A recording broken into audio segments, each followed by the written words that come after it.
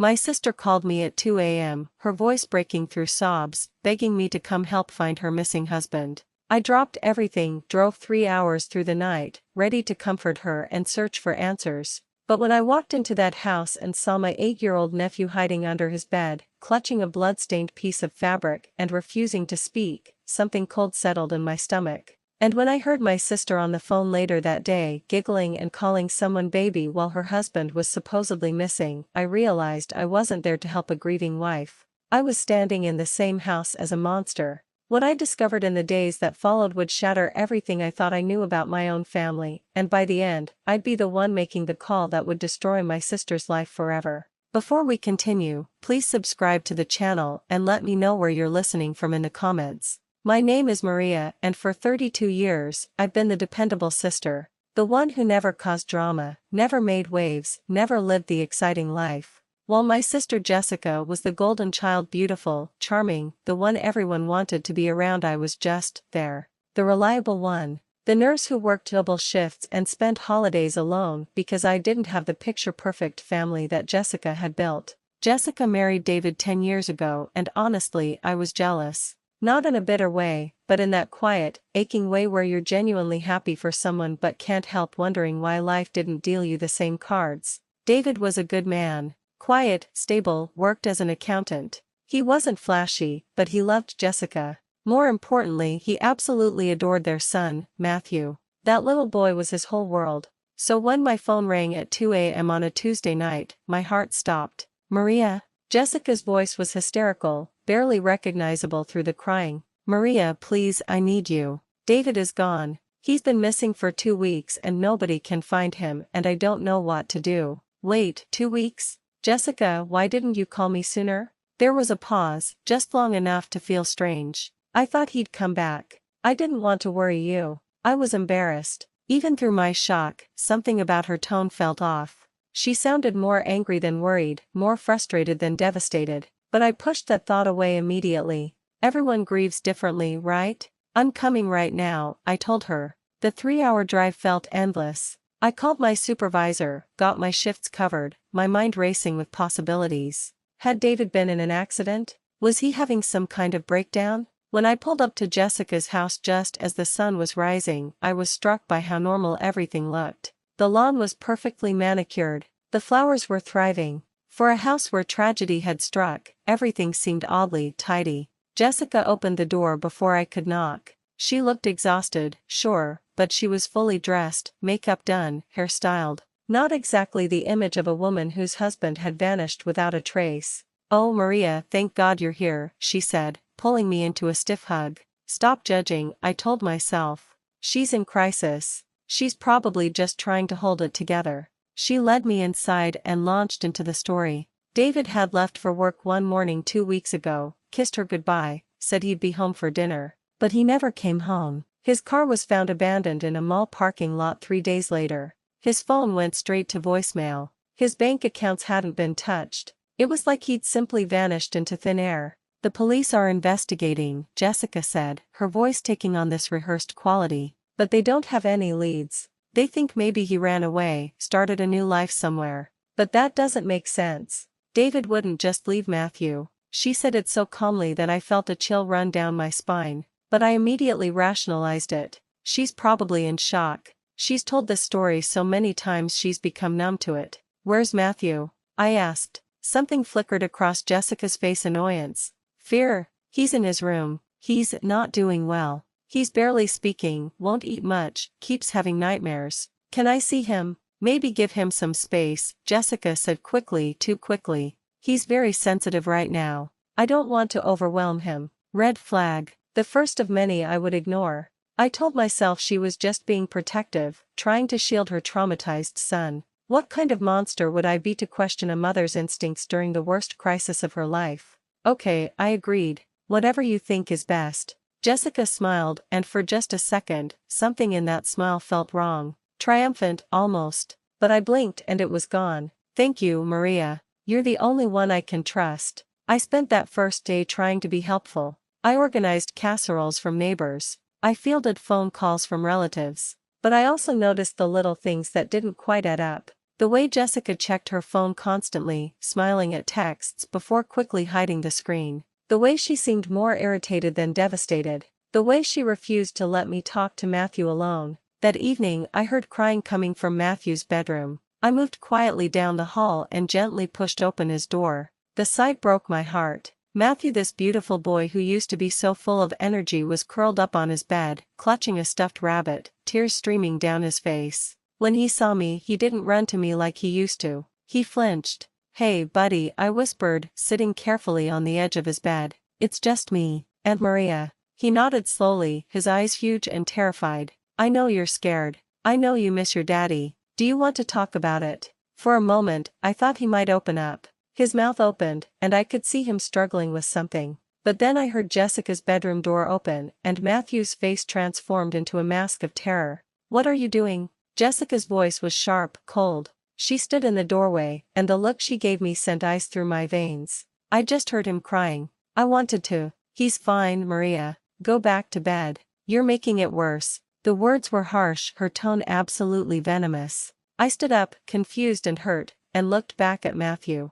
He'd curled into a tight ball, his small shoulders shaking. "Jessica, he's clearly not fine. Maybe we should get him into therapy or—" "Don't tell me how to raise my son," Jessica snapped. Then, just as quickly, her face crumpled and tears spilled down her cheeks. "I'm sorry. I'm so sorry, Maria. I'm just so stressed and scared, and I don't know what to do. You understand, right?" And there it was. The pattern I'd fallen into my entire life with Jessica. She'd lash out, hurt me, cross a line, and then immediately flip to tears and apologies and manipulation. And every single time, I'd fold. Of course, I heard myself say, even though every instinct was screaming at me that something was wrong. "Of course I understand." Jessica smiled through her tears, gave me a brief hug, and ushered me back to the guest room. As I lay there in the darkness, I couldn't shake the image of Matthew's terrified face. But I pushed it down. I made excuses. I told myself I was overreacting, being too sensitive, reading too much into a stressed mother's moment of weakness. I had no idea that I was lying in bed, making excuses for a murderer, while the truth sat hidden just down the hall in a shoebox under a terrified child's bed. The next morning, I woke up to the sound of Jessica's laughter. Actual laughter. I lay there for a moment, disoriented, wondering if I'd imagined it. But no, there it was again, light and carefree, coming from the kitchen. I found her at the counter, phone pressed to her ear, smiling. The moment she saw me, her face transformed, the smile vanished, replaced by exhaustion and grief. "I have to go," she said into the phone, her voice suddenly heavy. "My sister just woke up." She hung up quickly. That was the detective. "They're following up on some leads." I nodded, but something gnawed at me. Detectives don't usually make you laugh like that. Over the next 2 days, I started paying closer attention. Jessica left the house frequently for errands, always dressed perfectly, always wearing perfume. She'd return hours later with nothing to show for it. When David's parents called, she'd let it go to voicemail, rolling her eyes. "They blame me," she explained when she caught me watching. "They think I drove him away somehow. I can't deal with their judgment right now." And like always, I made excuses for her. Maybe they were being unfair. Maybe she just needed space from their grief. On the third day, I took Matthew to the park while Jessica was out on another mysterious errand. He barely spoke, just sat on the swing, dragging his feet in the dirt. That's when Mrs. Patterson, the neighbor, approached. "How is Jessica holding up?" she asked, her voice careful. "As well as can be expected," I replied. Mrs. Patterson hesitated, then leaned closer. "You know, I haven't seen David's car in that driveway much for months, even before he disappeared. But there's been a silver Mercedes parking there overnight sometimes. I always thought it was strange, but I didn't want to pry." My stomach dropped, but I forced a smile. Jessica has friends supporting her. "I'm sure it's nothing." Mrs. Patterson gave me a look that said she didn't believe me, but she nodded and walked away. That afternoon, while Jessica was in the shower, I decided to tidy up Matthew's room. I told myself I was just being helpful, but honestly, I needed to understand what was happening to that little boy. His room was a mess, toys scattered everywhere, drawings covering the floor. I started picking them up, and that's when I really looked at them. Stick figures drawn in crayon, but the images made my blood run cold. One showed 2 figures labeled Mommy and Uncle Ryan surrounded by hearts. Another showed a man lying on the ground labeled Daddy with red scribbles everywhere. Another depicted a small figure hiding under a bed while two larger figures stood over something. My hand started shaking. I knelt down and looked under Matthew's bed, pushing aside toys and storage bins. That's when I found it, a shoebox, shoved far back into the corner. Inside was David's watch. The expensive one Jessica said he'd been wearing when he disappeared. A handkerchief with dark brown stains that looked sickeningly like dried blood. A photo of Jessica wrapped around a man I didn't recognize, their faces close, intimate. And worst of all, a child's journal, Matthew's clumsy handwriting filling the pages. I opened it with trembling fingers and read, Mommy screaming at Daddy. Man hurted Daddy. Daddy fell down. Mommy said don't telephone Matthew scarred. I ran to the bathroom and vomited. My sister had done something to David, and Matthew had seen it all. I pulled out my phone and photographed everything, the watch, the handkerchief, the photo, every page of that journal. My mind was screaming, but I forced myself to stay calm, to think clearly. I needed to be smart about this. I heard the shower turn off. Panic seized me. I shoved everything back into the box, pushed it under the bed, but in my haste, I left Matthew's journal on top of his bedspread. I rushed out of the room and down the hall, my heart pounding so hard I thought it might explode. I made it to the kitchen and tried to look normal, tried to steady my breathing. 10 minutes later, Jessica appeared in the doorway. She was holding Matthew's journal. The mask was completely gone now. Her face was cold, calculated, nothing like the grieving wife she'd been pretending to be.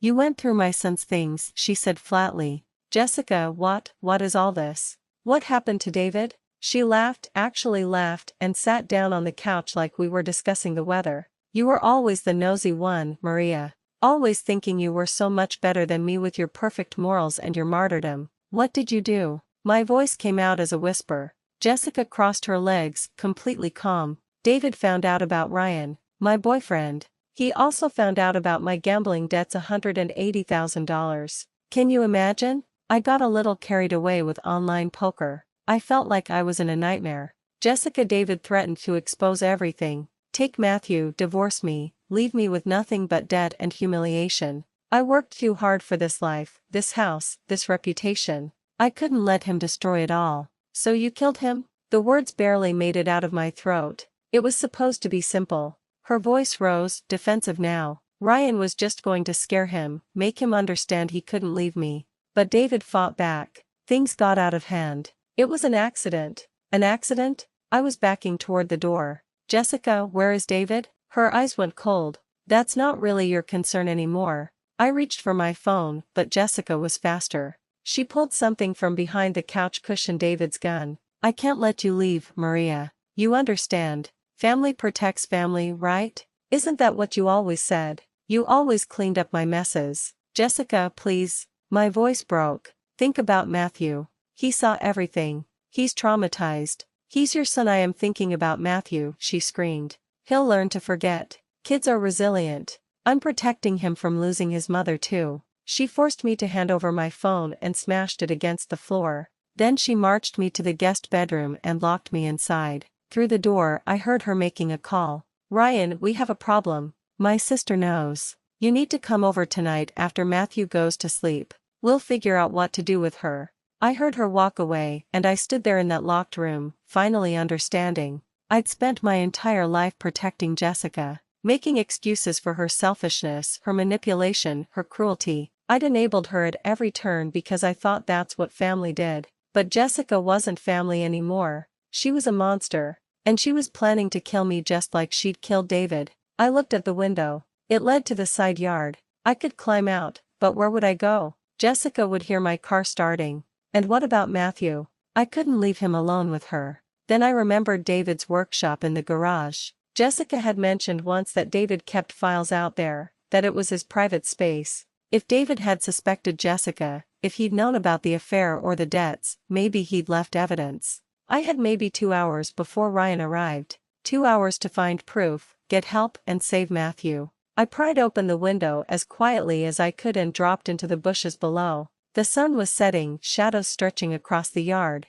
I could see the garage from here, its side door slightly ajar. I ran. I slipped through the garage door, my heart hammering against my ribs. David's workshop was tucked in the corner, a small desk covered in papers, tools hanging neatly on the wall. Jessica clearly hadn't touched this space. Maybe she couldn't bear to, or maybe she was afraid of what she'd find. I tore through drawers, my hands shaking so badly I could barely grip anything. Financial documents, bills, receipts, and then I found it. A folder labeled insurance in David's careful handwriting. Inside were printouts of Jessica's gambling transactions. Tens of thousands of dollars lost over months. Loan documents from dangerous people. Screenshots of text messages between Jessica and someone named Ryan, their affair laid out in explicit detail. David had known. He'd been building a case. Then I saw a USB drive taped to the bottom of the desk drawer. I found David's old laptop buried under some boxes and plugged it in with trembling fingers.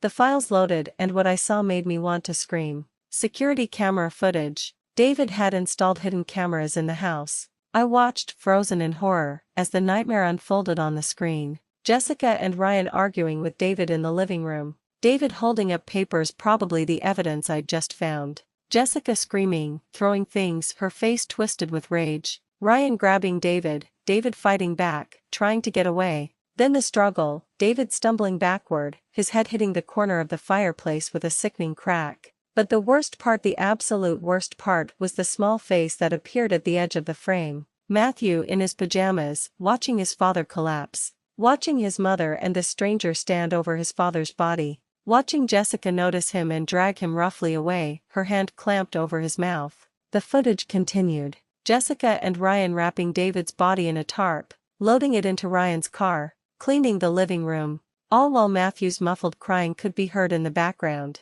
I was sobbing now, my hand over my mouth to keep from screaming. I quickly copied the files to the laptop's cloud storage using the old Wi-Fi connection. Aunt Maria? I spun around. Matthew stood in the garage doorway, clutching his stuffed rabbit, his eyes wide. Matthew, sweetie, I knelt down, trying to compose myself. Why did you climb out the window? He asked, his small voice barely audible. I made a decision in that moment. No more protecting the wrong people. No more excuses. Matthew, I need you to be very brave. Can you do that for me? He nodded slowly. I need you to run to Mrs. Patterson's house right now. Tell her to call 911. Tell her your Aunt Maria is in danger. Can you do that? His eyes filled with tears. But Mommy will be so angry. I pulled him close. Your mommy is sick, baby. She did something very bad, and she needs help. But you didn't do anything wrong. You're the bravest boy I know. Now go. Run as fast as you can.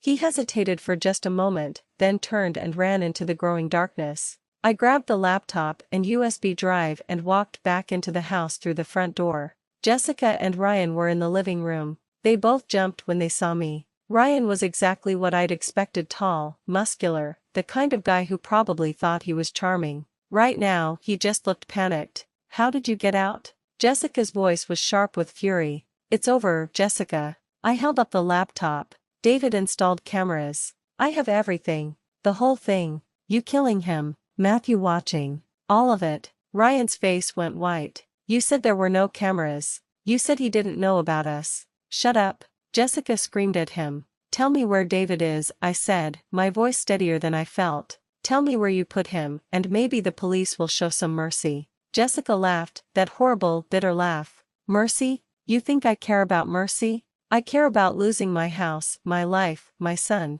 She planned everything. Ryan shouted suddenly. She told me David was abusive. She said we had to protect her. I didn't know she just wanted him dead so she could keep everything. You coward. Jessica lunged at Ryan and they started screaming at each other, their alliance crumbling in seconds. That's when I heard the sirens. Matthew hadn't just run to Mrs. Patterson. He'd run straight to a police car that was already circling the neighborhood, a welfare check I'd requested earlier through the laptop's email before confronting them. Ryan bolted for the back door and crashed straight into two police officers entering the house. A detective walked through the front door, his badge held up. Maria Torres? We received your email with the video files. Jessica's face drained of all color. She turned to me, and for a split second, I saw my sister again, scared, desperate, young. Maria, you wouldn't. I'm your sister. I looked at her, and 32 years of excuses, of cleaning up her messes, of protecting her from consequences, all fell away. You stopped being my sister when you murdered David in front of your own child.